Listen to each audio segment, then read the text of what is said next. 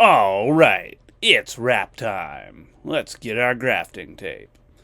We're going to go ahead and we're going to take that in our main hand and we're going to grab our plate in our offhand. Using our index finger, we're going to hold down that tape and pull with the roll, applying tension to get that on there nice and tight.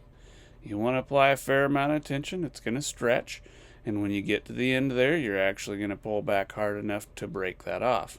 Careful when you do that, you can apply too much and actually break the plate. Anyhow, that helps to seal it up nicely, so make sure you do apply tension. Alright, now let's say you have some cultures on those plates. Now clearly there's not one here, this is just a demonstration. Anyhow, we're going to use Parafilm. Parafilm allows for gas exchange, but over time it kind of cracks, so I have a little bit different method. If you have trouble separating it, you can kind of shake it loose there like I did on the corner. It works pretty well. Goes on the same way as the grafting tape, but you want to make sure to apply a little bit less tension as it will rip on you. Now, all sealed up, you could just leave it there, but I like to add a little grafting tape. That allows for a longer lifespan of that parafilm because it'll dry out over time and crack and potentially contaminate.